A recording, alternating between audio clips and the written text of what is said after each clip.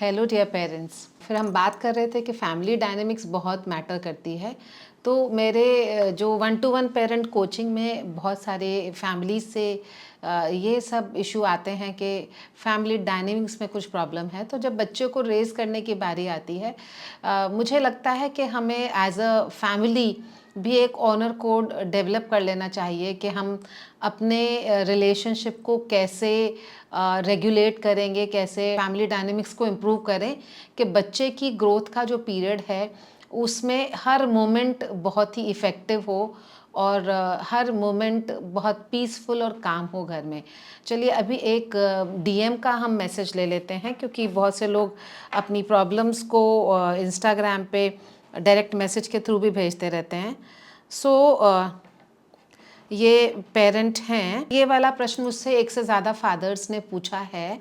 मेरा छोटा बच्चा है और मैं देखता हूँ कि मेरी वाइफ अधिकतर समय जो है वो अपना मोबाइल फ़ोन पर बिता रही हैं, और मैं मना करता हूँ कि छोटे बच्चे की आप रील्स नहीं बनाइए, फिर भी वो रील्स बनाती हैं। और बच्चे का एक दूसरे पेरेंट ने लिखा है कि उनका बच्चा 8 साल का है और उनकी वाइफ जो हैं वो बच्चे का होमवर्क नहीं होता है, बच्चे के डिसिप्लिन पे ध्यान नहीं दे रहे हैं। तो उनको लगता है कि शायद उनकी वाइफ, बच्चे की मदर, बच्चे पर पूरा ध्यान नहीं दे रही हैं। और पेरेंट्स, मैं इस विषय में आपसे कुछ उनका तो जवाब देना ही चाहूँगी। मैं बाकी सभी व्यूअर्स से भी एक रिक्वेस्ट करना चाहूँगी। तो देखिए, एक बात समझने की कोशिश करते हैं। मदरहुड क्या है? मदरहुड ना बहुत बार बहुत ज़्यादा एग्जॉस्टिंग हो जाती है, और women loses her identity in the process of raising the child। तो अगर वो प्रोफेशनल हैं तो उनको और भी ज़्यादा एग्जॉशन महसूस होता है कि वो बच्चे के लिए उनका अपना करियर छूट जाता है, उनकी कोई अपनी लाइफ, अपनी पहचान नहीं रहती है।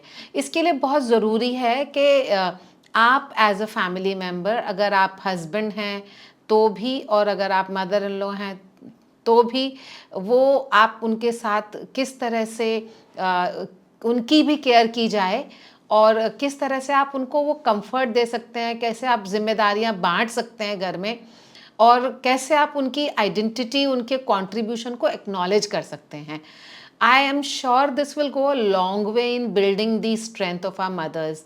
क्योंकि कितनी भी ब्रिलियंट वुमेन हो, अगर वो मदरहुड में उन्होंने अपना 100% दिया है और उनके कंट्रीब्यूशन का एक्नॉलेजमेंट नहीं है, तो this slowly leads to a kind of detachment and the kind of exhaustion कि वो उस पूरे एपिसोड में पार्टिसिपेट करने में, सारी जिम्मेदारियां निभाते हुए भी उन्हें एक वो सेंस ऑफ फुलफिलमेंट फील नहीं होता है। तब उनका समय किस में जाता है? मोबाइल फ़ोन में जाएगा, क्योंकि एटलीस्ट वहाँ पे उनको वैलिडेशन मिलता है। और कुछ नहीं तो वो अपने बच्चे के अच्छे अच्छे फ़ोटोज़, वीडियोज़ पोस्ट करके ही वो वैलिडेशन सीख करती हैं। तो मैं आपसे ये रिक्वेस्ट करूँगी कि घर में ऐसा माहौल बनाएं कि mother is supported. She is an epitome of strength, but she is not somebody who is not needing care. She is first a person, an individual, then a woman, and then she is a mother. So support her motherhood and take some responsibilities on yourself. और बहुत सारी families में तो यहाँ तक भी होता है कि बच्चा 6 साल का, 8 साल का, इवन 12, 14, 15 साल का हो जाता है, और ये उम्मीद की जाती है कि उसके सारे काम फिर भी मदर ही करे, और बच्चा भी पूरे सभी फैमिली मेम्बर्स की तरह से ये सोचने लगता है कि उसे कुछ नहीं करना है और सारा काम मम्मी अकेली करेगी, और वो अपनी छोटी छोटी चीज़ें भी, खाने की प्लेट नहीं उठाएंगे या खाना भी उनको टेबल पे दिया जाएगा, या फिर उनकी यूनिफॉर्म भी मम्मी तैयार करके रखेगी।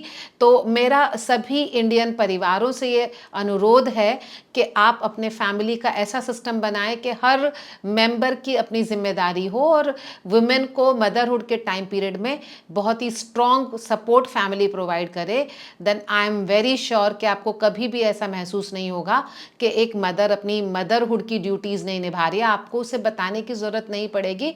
She is responsible, she is also caring, but she also needs care। I hope this reflection would help, और अपनी फैमिली में एक कोड ऑफ ऑनर आप बना लें और उस कोड ऑफ ऑनर में क्लियरली लिखें कि हर परिवार के मेंबर की क्या क्या जिम्मेदारियां हैं, और अगर कोई उस कोड ऑफ ऑनर को ब्रेक करेगा तो उसको कोई न कोई पिनलाइजेशन होगा, और जो अपनी कोड ऑफ ऑनर की रिस्पॉन्सिबिलिटीज़ को ठीक से फुलफिल करेगा उसकी कोई रिवॉर्ड मैकेनिज्म भी आप बना सकते हैं।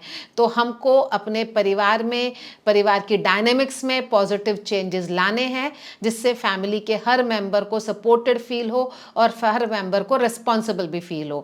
So I hope that will help. See you next Sunday.